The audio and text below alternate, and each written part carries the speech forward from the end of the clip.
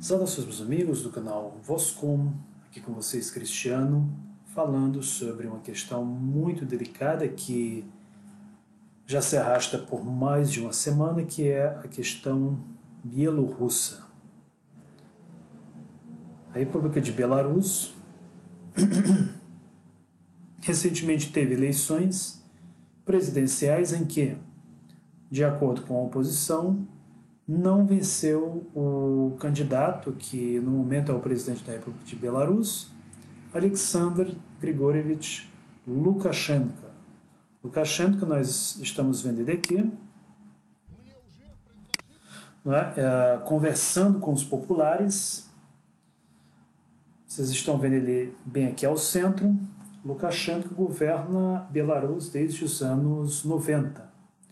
Desde os anos 90, quando países como a Rússia, a Ucrânia, e principalmente a Rússia, até muito mais do que a Ucrânia, conheceu uma onda de privatizações, mas Belarus acabou adotando um caminho diferente, que foi exatamente a escolha do Lukashenko e a escolha da manutenção do Estado social. Há até algumas pessoas que dizem na Rússia, o que pelo menos diziam, né, porque agora isso já não é mais tão atual, esse discurso, que a União Soviética não acabou, ela apenas se encurtou e se tornou a República de Belarus. Não é por acaso que a própria bandeira do Estado bielorrusso é a mesma bandeira da República Socialista Soviética Bielorrussa, quer dizer, vermelha e verde com os adornos tradicionais. Diferente, por exemplo, da bandeira da oposição, que é uma bandeira vermelha e branca. Uma bandeira, aliás, muito parecida com aquela bandeira da Polônia. Então, o que está levando a todo esse caos? Não é exatamente não chega a ser ainda um caos, mas o que levou a essa crise em Belarus? Bom, meus amigos, sabemos que Belarus é um país muito pequeno. É um país mais ou menos do tamanho do estado, não vou nem dizer o tamanho do estado de São Paulo, que a população do estado de São Paulo é mais de 3 vezes maior do que a população de Belarus. É um estado um pouco maior do que o Ceará, para ser mais exato. Um estado um pouco maior do que o Ceará. É um estado considerado um estado social, mas que tem cerca de 46% dos grandes negócios apenas nas mãos do Estado, quer dizer, há participação de capitalistas, há capitalismo em Belarus. E, por sua vez, investimentos externos também no país. O próprio Lukashenko, ele, em várias de suas viagens, em vários dos seus discursos, exortou empresários a investir em Belarus. Inclusive, empresários também de Israel. Belarus atualmente é um país industrializado, mas também com uma agricultura muito forte. Basta você lembrar que quando você vai à Rússia, é muito comum que nas cidades tenham umas lojinhas, né? Tem aquelas lojinhas chamadas Produkty Belarusi, ou seja, produtos de Belarus. Belarus, para os russos, é sinônimo de batatas de boa qualidade, produtos agrícolas de boa qualidade e até mesmo uma imitação da Coca-Cola, que eu cheguei a provar, que é chamada, se não me falha a memória, Belta Cola, B-Cola, alguma coisa assim, alguma coisa nesse sentido. Isso é até mesmo uma imitação da Coca-Cola. Não chega a ser a mesma coisa, mas digamos que quem consome não se arrepende. Além disso, Belarus também tem uma produção muito grande de tratores. Os tratores bielorrussos são considerados orgulho nacional do país. Indústria herdada da União Soviética, que ao contrário do que aconteceu em muitas das repúblicas soviéticas e na própria Rússia, não foi privatizada. Continua existindo e o próprio Lukashenko, em várias oportunidades, cuidou pessoalmente dessa produção. Você tem a produção de televisões, quer dizer, é um país que tem uma indústria discreta, mas que tem. Para você ter uma ideia, enquanto que países como, por exemplo, o Brasil precisa depender de tratores da Holanda, precisa importar tratores, o Brasil não produz um trator, a República de Belarus produz os seus próprios tratores e assim dinamiza a sua economia. Um dos melhores pães pretos, uma das melhores variantes, é a variante que vem de Belarus, conhecida como mag. Belarus, que ainda na época soviética sempre foi considerada pela sua agricultura. O que está acontecendo agora? Por ser um país pequeno, com uma população grande, afinal de contas, uma população de 10 milhões de pessoas aproximadamente, Belarus é um país economicamente muito dependente da Federação Russa. É um país que, ao contrário da Ucrânia, não se vendeu ao Ocidente. É um país que não aderiu à União Europeia e é um país que é pressionado por todos os lados.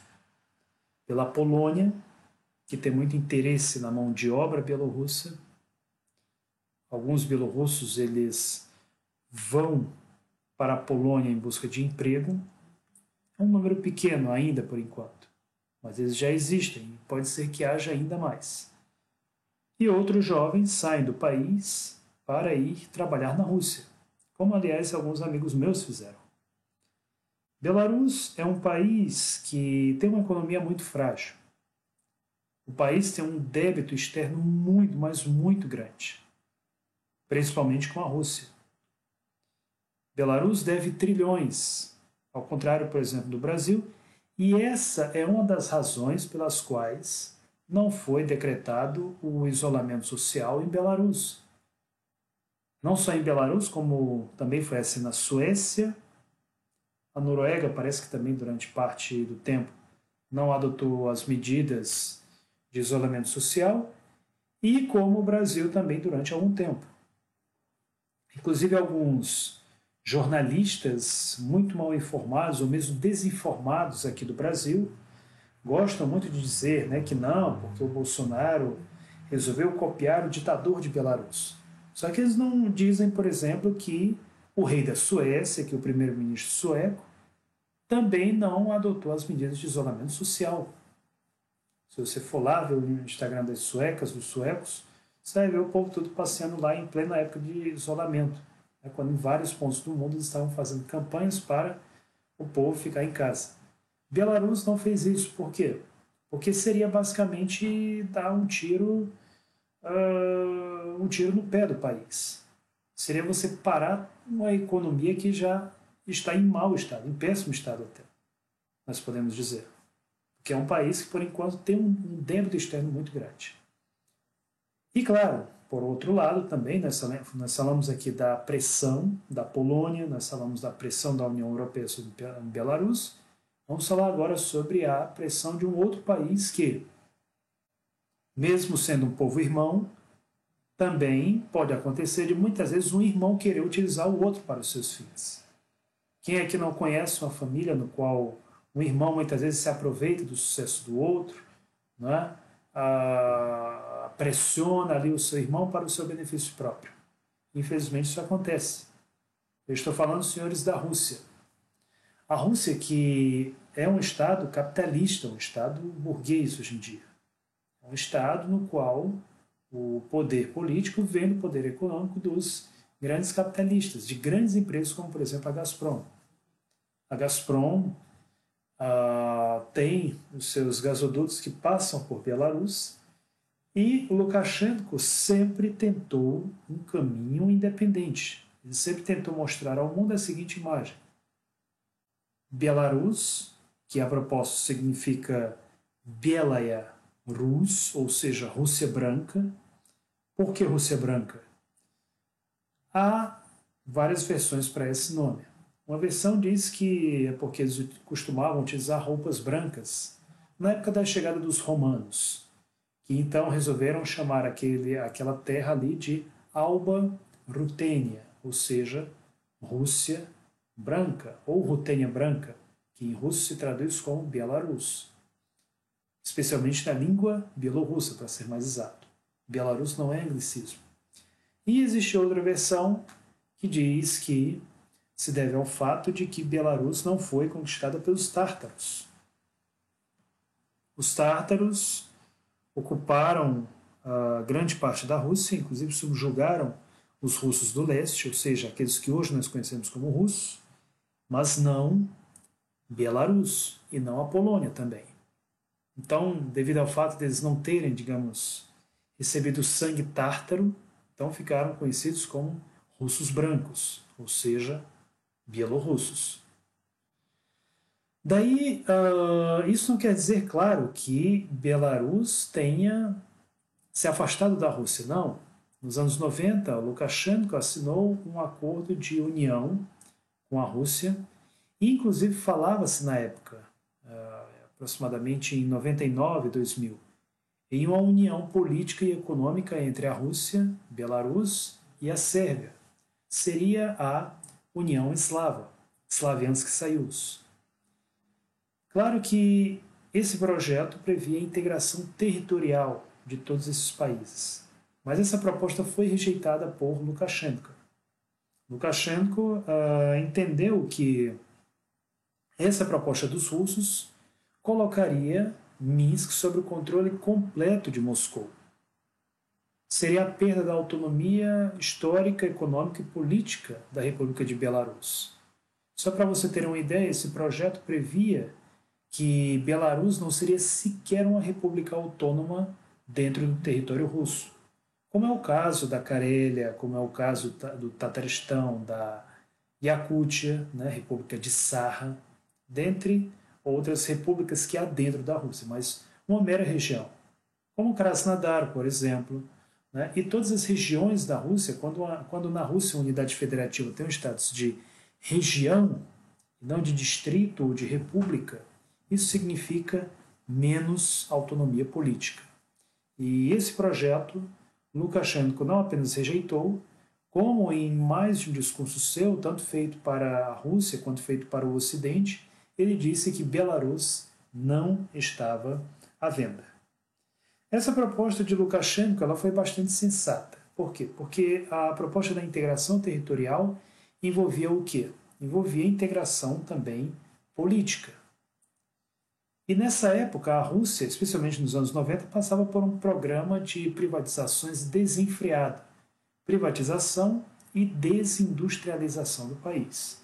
Quer dizer, a pior coisa que poderia acontecer para Belarus. Exatamente em razão dessa postura patriótica, alguns russos tomaram Lukashenko como sendo, digamos, eu não diria exatamente que um traidor, mas dizem que Lukashenko enganou os russos. Enganou os russos porque o acordo de integração assinado por Lukashenko basicamente só prevê o quê? A integração econômica, né? Quer dizer, a inexistência de taxas alfandegárias. Se você está em Belarus e você quer ir para a Rússia, não tem nenhuma fronteira entre esses dois países. Inclusive, na época que eu tive alguns problemas com a minha permanência na Rússia, algumas pessoas disseram que o correto que eu poderia ter feito era o que? Era ter ido para Belarus e voltado para a Rússia. Porque não tem qualquer controle sobre as fronteiras. Quem entra aí, quem sai do país. Não impostos de fronteira, né? Mas quando você compra o seu bilhete do trem, então os órgãos de fronteira, o FSB, do lado russo, assim como o KGB, do lado bielorrusso, sabem que você está indo da Rússia para Belarus e também o oposto. O que aconteceu depois? Lukashenko, ele, desde algum tempo, ele tem uma briga com a Rússia. Lembrando que irmãos, eles também brigam. Vocês provavelmente, né, se não no caso de vocês, conhecem irmãos que, embora unidos, mas que brigam por determinadas questões, às vezes até mesmo por questões irrelevantes. Isso aconteceu muitas vezes entre a Rússia e a República de Belarus. Qual foi o motivo dessa briga? São exatamente esses gasodutos da Gazprom. Lukashenko, ou seja, querendo impulsionar o seu regime social, elevar a qualidade de vida do povo bielorrusso, exigiu mais dividendos da Gazprom. Só que a Gazprom ela não é uma empresa inteiramente estatal russa. A Gazprom tem acionistas, inclusive da Alemanha, até mesmo nomes como o ex-chanceler da Alemanha, Gerhard Schröder. Ele é um dos acionistas maiores da Gazprom. A Gazprom tem muitos investidores que estão fora da Rússia e são inclusive da Europa Ocidental. E geralmente se diz que a política russa ela é conduzida, tal qual como uma orquestra por um maestro, pela Gazprom. E a Gazprom seria exatamente esse maestro. O próprio conflito no leste da Ucrânia diz respeito aos oleodutos russos, aos oleodutos da Gazprom, precisamente. As ações da Rússia no leste da Ucrânia devem ser sempre entendidas sob a luz dos interesses da Gazprom. A Gazprom que hoje tem na cidade de São Petersburgo a sua sede. Parece um diamante, é o Larta Center, um prédio com mais de 200 metros de altura. Hoje já é o mais alto da Europa. Eu vi esse prédio ser construído em São Petersburgo. Inclusive conheci pessoas que participaram da construção desse edifício. Lukashenko teve essa briga e ele, muitas vezes, ele acabou excedendo. Acabou se excedendo no seu papel de, digamos, líder independente e adotando determinadas posturas que irritaram os russos. Por exemplo, foi o caso do conflito com a Geórgia. Quando no ano 2008 houve um conflito entre a Rússia e a Geórgia, no qual, com a ajuda da Rússia, surgiram as repúblicas da Abcásia e da Ossétia do Sul, Lukashenko, infelizmente, se recusou a reconhecer a independência desses países, exatamente para passar, né, a ideia de que a Belarus é totalmente independente da Rússia. Mas, pior que isso, e razão pela qual ele irritou e muito os russos, foi a crise ucraniana. Durante a crise ucraniana, especialmente quando a Rússia reincorporou a Crimeia, Belarus, Lukashenko, se recusou a reconhecer a Crimeia como sendo parte da Rússia. Mais do que isso, Lukashenko se viu muito preocupado com a questão das chamadas pessoas inteligentes. Ele tem um discurso famoso no qual ele diz, né, se vier aqui para Belarus alguém com farda, né, achando que pode construir aqui o seu, como é que ele diz, o seu castelinho, né, o seu reino encantado, essas pessoas podem ir tirando seu cavalinho da chuva. Inclusive passou a indiciar, como prendeu recentemente, algumas semanas antes das eleições, integrantes de grupos paramilitares russos, integrantes esses que, a propósito, já foram inclusive soltos pelo governo belorrusso, haviam sido presos pelo KGB e indiciados por terrorismo. Jornalistas russos foram presos em Belarus por acusação de espionagem. Um caso complicado, um caso que deu muito o que falar. Inclusive jornalistas da agência de notícias Regnum, que é uma agência de notícias séria na Rússia, foram presos em Belarus. Exatamente por causa disso, por causa dessas ações de Lukashenko, a mídia russa hoje está simplesmente fazendo ouvido de mercador. A mídia russa, inclusive, está, se nós entendermos por mídia russa, a Russia Today deu a cobertura completa desses protestos, quer dizer, deu a esses protestos o oxigênio da publicidade. Algumas pessoas podem estar dizendo assim nesse momento, mas a Rússia traiu Belarus. Mas não é tão simples assim quanto parece. Aliás, o que é mais interessante nessa questão é que há quem diga que Svetlana Tikhanovskaya, que é a candidata da oposição que concorreu contra Lukashenko, ela não seria o candidato do Ocidente. É tanto que os países bálticos, por exemplo, agora estão exigindo a recontagem dos votos e não a posse da Svetlana Tikhanovskaya, a transparência nas eleições. Os países bálticos, que têm muitos interesses contrários à República de Belarus, eles não reconhecem a Tikhanovskaya como sendo a presidente legítima, o que demonstra que não é a candidata deles. A Rússia, entretanto, tem exercido um papel muito dúbio agora. Isso eu digo, inclusive, de primeira mão, os jornalistas que eu conversei. Estão completamente céticos com relação a Lukashenko. Eu menciono até aqui as palavras de um jornalista que disse que Lukashenko ele simplesmente vacilou e que o regime dele, vou utilizar esse termo, o regime dele já acabou. Lukashenko, na mídia russa, ele é encarado de forma bastante... Ele já não é mais encarado com tanto respeito. O próprio jornalista russo, Maxim Shevchenko, ele criticou a atitude da mídia russa de querer ridicularizar até mesmo o sotaque do Lukashenko. O Lukashenko ele tem um sotaque bem típico de homem do campo, trocando a letra G do russo, né, que é a letra, que, por exemplo, em Dugin, pela letra Ra, né, Dugin, em vez de Dugin, por exemplo. Né, rato em vez de gato. E assim sucessivamente. Quer dizer, até mesmo a fala dele já é criticada pela mídia russa. Então, essas aqui são algumas questões que têm que ser consideradas. Eu ainda vou fazer mais vídeos sobre a questão bielorrussa.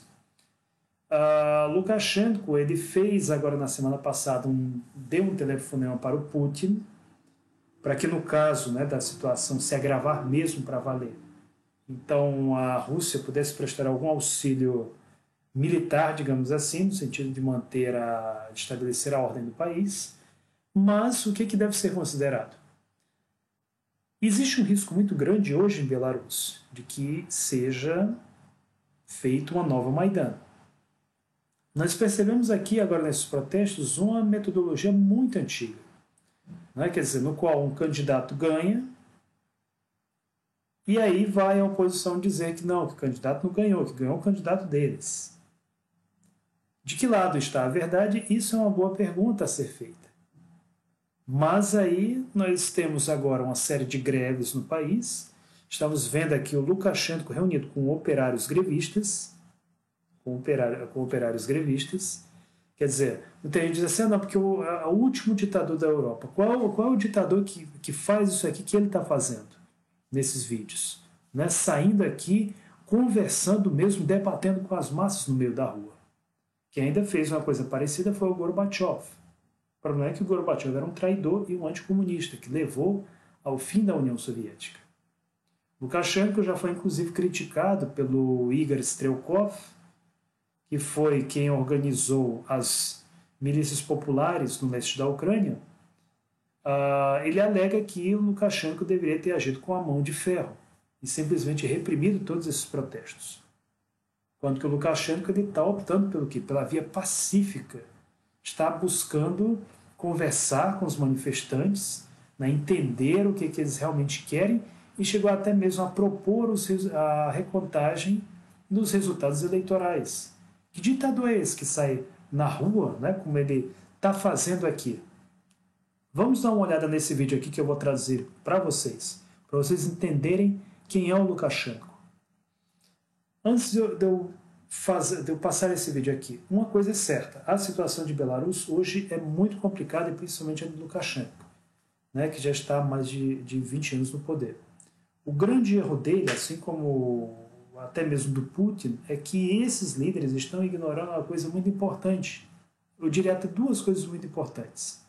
A primeira é a educação da juventude. A juventude bielorrussa, assim como hoje também a juventude russa, é uma juventude muito despolitizada.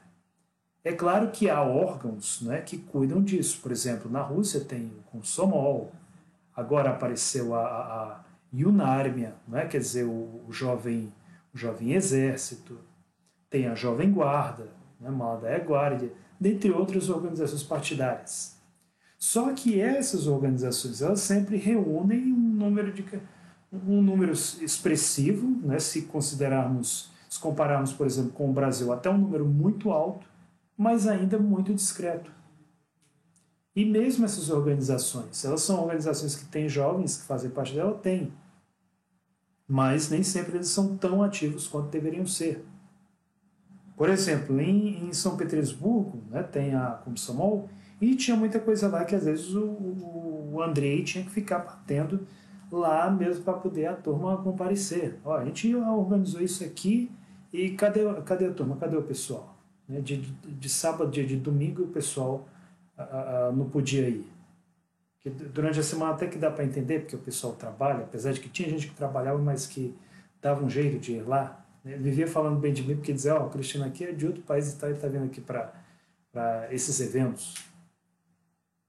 Então, quer dizer, é uma questão que precisa ser mais trabalhada, tanto na Rússia quanto em Belarus. Belarus tem a BRSM, né, que é a União da Juventude Republicana Bielorrussa, associada a propósito ao Partido Comunista, mas ainda não são organizações que, ao contrário, por exemplo, da época soviética, reúnem a grande parte da juventude.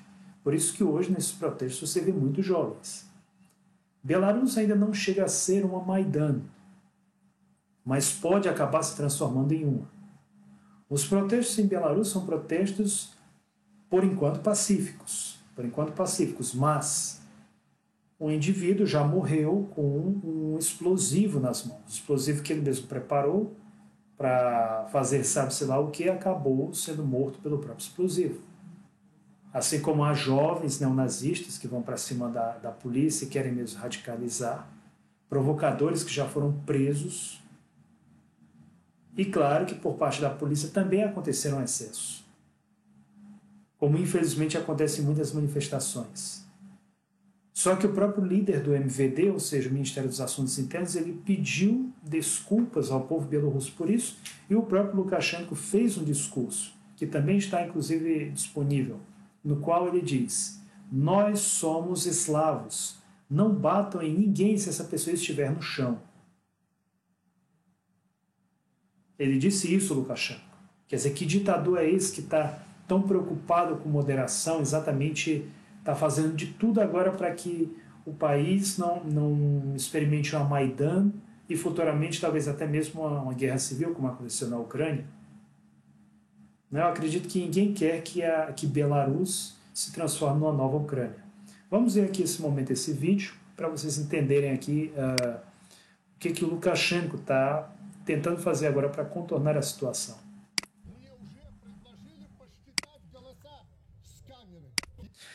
Já me propuseram contar os votos nas câmeras. E eu disse, para quê? Deixe que eu conto. Deixe falarem, não façam barulho. Deixe que falem. Onde e em qual urna, à noite, né, propuseram recontar. E eles me disseram, qual é o seu nome? Andrei.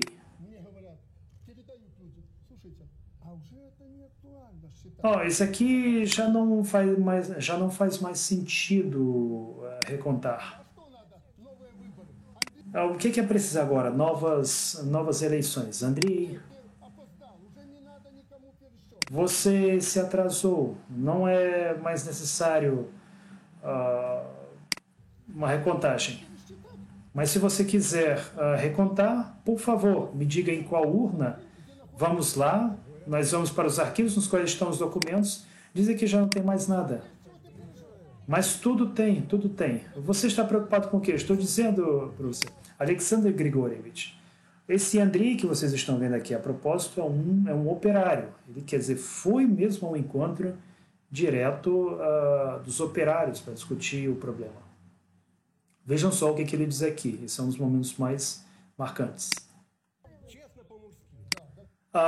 Falando com sinceridade de homem para homem. O povo já cansou. Entendi, disse Lukashenko. Isso eu compreendo. Vamos resolver isso. E aí o Lukashenko disse, você cansou, mas os outros, né, a metade dos que estão aqui em pé, eu estou vendo que não são todos que cansaram. Correto? Você disse.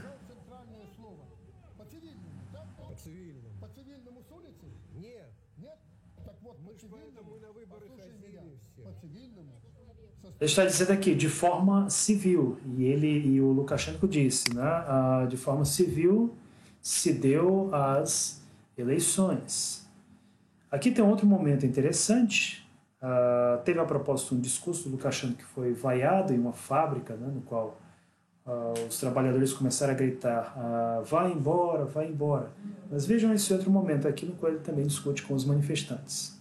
Tem aqui o título, eu não posso tolerar. Я этого не потерплю. Lukashenko rigorosamente respondeu a perguntas dos manifestantes. Eu não sou eterno, mas se vocês afundarem o primeiro presidente, vocês vão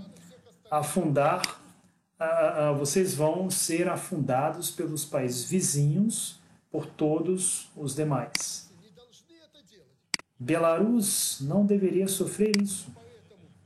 Por isso, eu quero dizer, por favor, o senhor, com os seus poderes,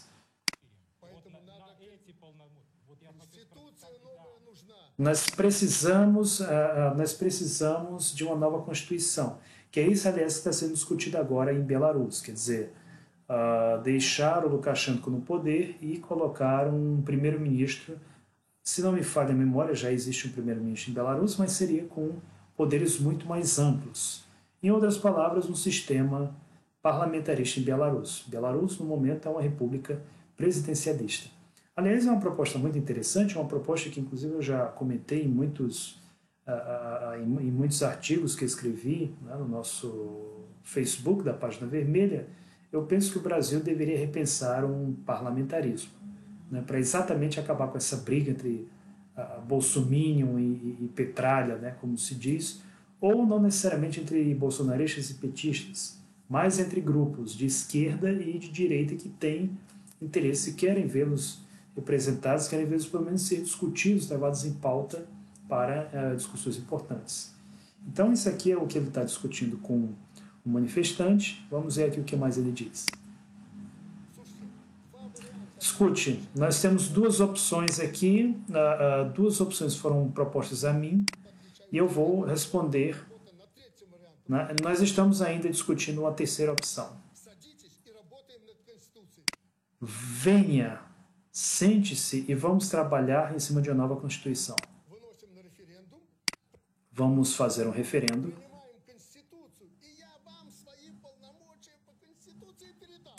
E então, então posso até dar a você, né, os poderes através da nova Constituição, mas não sob pressão e não pelas ruas. Lembre-se, eu não posso tolerar isso.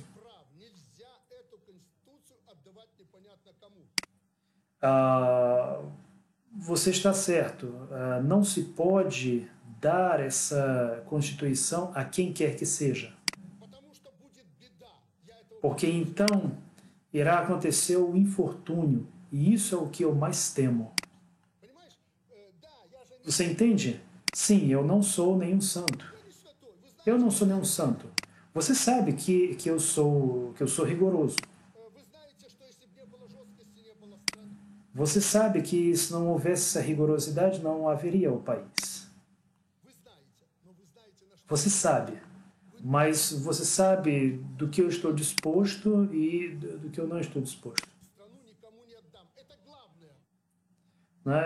Nós não iremos entregar o país a ninguém. Esse é o mais importante. Aqui nós temos um outro vídeo dele, também de hoje. Lembrando que hoje em Belarus há até mesmo o canal de TV estatal, que é o principal canal de Belarus. Os jornalistas também fizeram greve. O estúdio amanheceu completamente vazio e as notícias apresentadas foram apenas uma regravação. Foi um protesto dos jornalistas contra o que eles dizem ser a censura. É que, para quem não sabe, agora as telecomunicações e também até mesmo as ligações interfônicas, a internet, tudo isso foi cortado em Belarus em razão agora da crise política pelo qual o país está passando.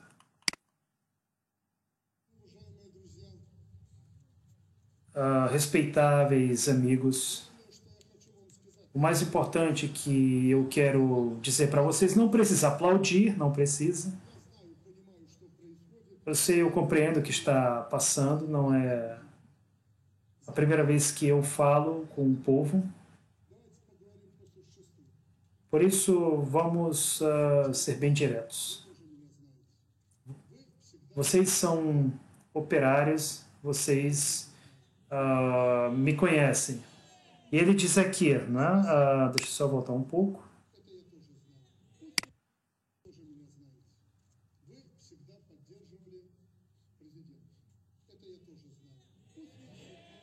Ele aqui disse assim, vocês sempre apoiaram o presidente. Isso eu também sei. Todos começaram a dizer, não, não.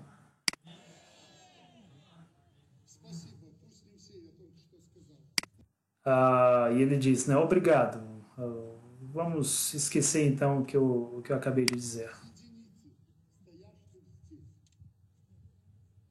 Quero que vocês permaneçam aqui como uma unidade, mas lembrem-se, escutem o que eu vou dizer e depois ajam como entenderem. O pior na vida é a traição. Eu não quero alegar aqui que vocês traíram alguém, mas vocês sabem o que está acontecendo. Segundo ponto, responderei às perguntas que vocês gostariam fazem, que sempre se passam nas suas cabeças. Mas antes de responder, eu gostaria de chamar a atenção de vocês para uma questão aqui.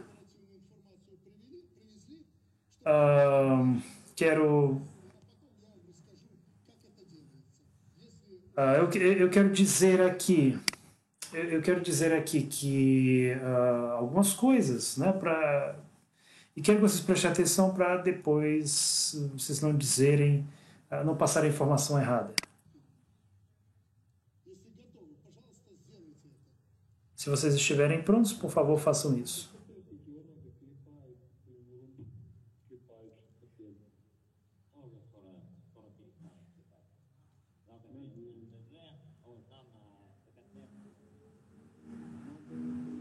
Ele falou aqui da MZKT, quer dizer, da fábrica. A qualidade está muito ruim, infelizmente está.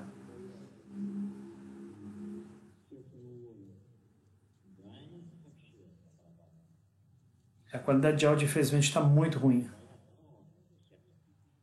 Mas ele diz que algumas pessoas temem, não é, dizer aquilo que realmente pensam, que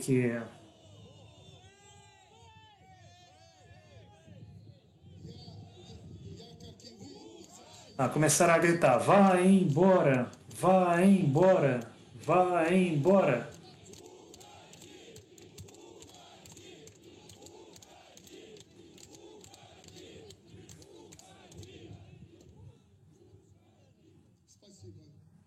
Obrigado. Agora responderei a essa pergunta.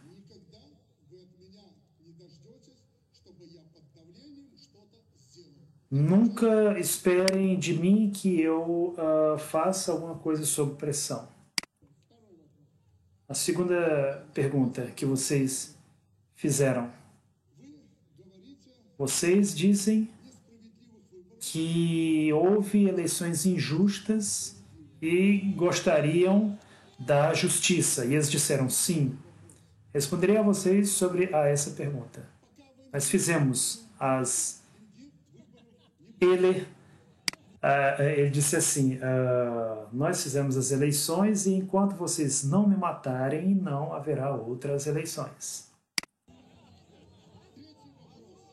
Eles começaram a rir.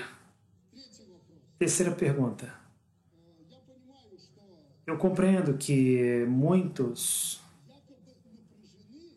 estão muito tensos com o que está se passando nas ruas. É uma pergunta impopular, mas vou responder também a essa pergunta. Em primeiro lugar,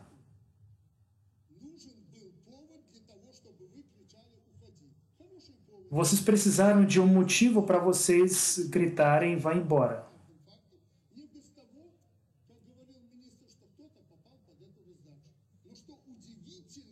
O que é impressionante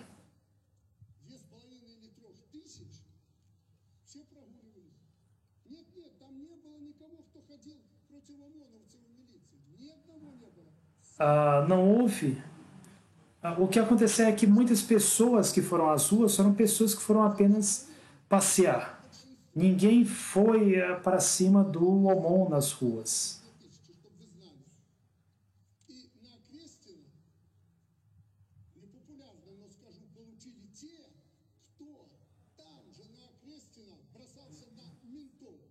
Ele está diz, ele aqui diz o seguinte, que milhares de pessoas foram às ruas, né, e as pessoas praticamente passearam, sem que o OMON, ou seja, as tropas oficiais, sequer encostassem nessas pessoas. E que essas pessoas que estão sendo presas agora, as pessoas que foram presos, chamados presos políticos, foram pessoas que foram para cima das tropas especiais do OMON. O OMON em Belarus, assim como na Rússia, são as tropas especiais que exercem, digamos, a função do choque aqui no Brasil. E, de fato, houve um jovem que tinha um explosivo caseiro, que inclusive matou ele próprio. Recentemente, agora também algumas pessoas quiseram ir para cima do OMON, né? Uns mudaram de ideia, outros foram para cima mesmo para brigar, e nesse meio havia inclusive neonazistas, havia inclusive pessoas, havia inclusive ucranianos simpatizantes do Bandeira. Eu não estou dizendo aqui que quem está contra o Lukashenko necessariamente é um sujeito bandeirista, mas é necessário compreender que essas pessoas utilizam uma bandeira que é uma bandeira que sempre foi utilizada pelo movimento colaboracionista bielorrusso, que aliás foi a bandeira do Estado bielorrusso entre 1991 e 1993 ou 96, se não me falha a memória. Talvez até um pouco mais do que isso. E claro que isso é um problema, porque isso demonstra que a juventude bielorrussa ela é relativamente fácil de ser manipulada. E o Lukashenko está exatamente como vocês podem ver aqui, dialogando com essas pessoas. Você vê até aqui pelas... dá para perceber que são jovens aqui. E ele disse, as pessoas que foram presas não são manifestantes, não foram presos porque estavam se manifestando, porque estavam no protesto, eles foram presos porque foram para cima da polícia, que em qualquer estado do mundo leva à prisão. Vamos ver aqui o que mais ele diz. Ele agradece. Estão gritando, né? Pazor, vergonha, vergonha, vergonha.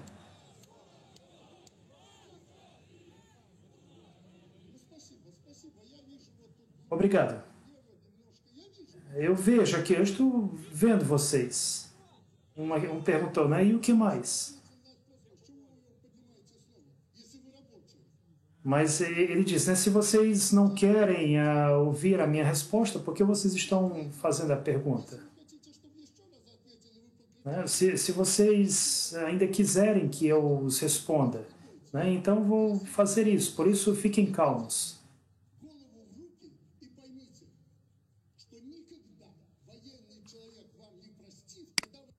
Ele diz assim, se alguém aqui tiver uma criança, coloque a mão na cabeça e compreenda que um militar,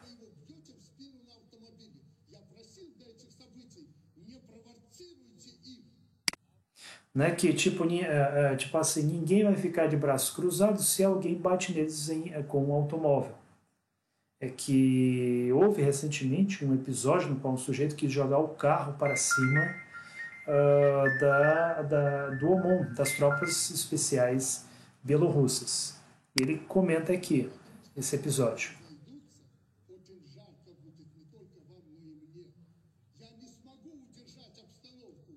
Ele diz que se os militares, né, se o OMON, eles reagirem de forma grosseira, Então vai ser lamentável não apenas para os manifestantes, como também para ele pessoalmente, mas que ele não tem como parar essas pessoas, porque elas estarão agindo militares agindo em sua própria defesa. No que diz respeito a essa fábrica, o que não dá, o que é que está faltando aqui nessa fábrica? O que é que não, o que é que está faltando aqui?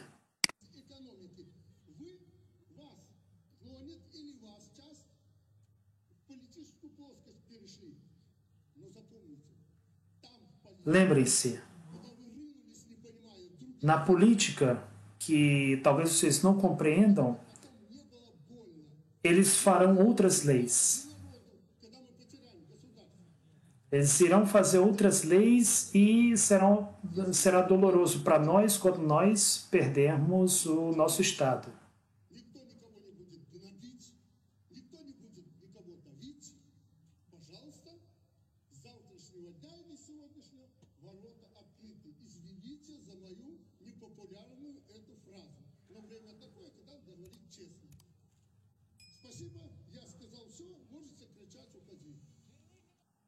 Ele disse aqui o seguinte, que se alguém não quiser trabalhar,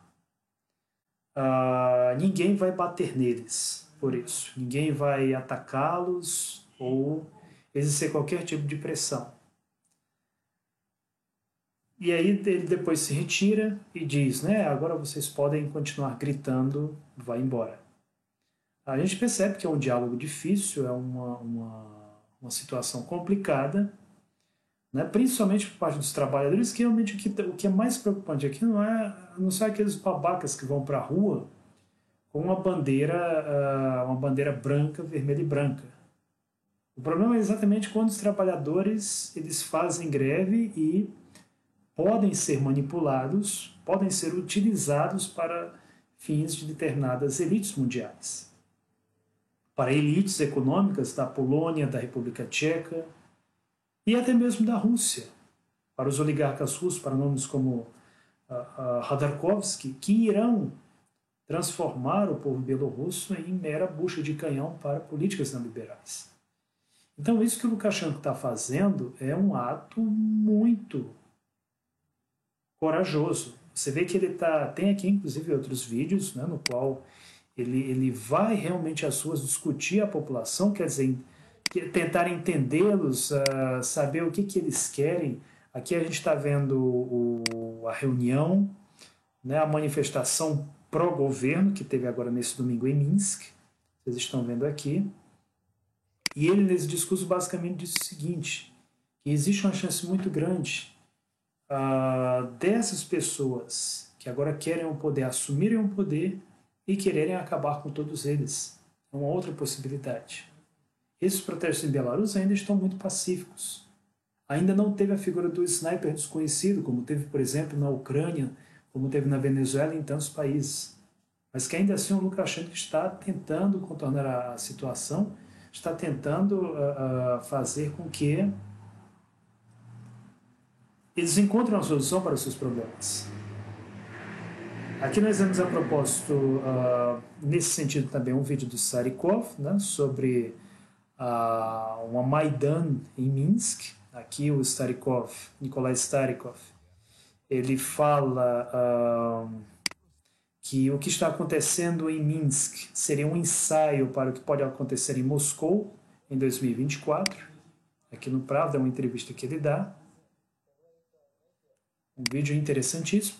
E nós temos aqui um vídeo muito interessante sobre o nacionalismo belorrusso. Né? Tudo do Konstantin Semyon. Nesse vídeo aqui, ele discute, esse que vocês estão vendo aqui, ele é um ex-nacionalista belorrusso, ex-nacionalista que viu que esse caminho, né, não é bom para a Bielorrússia.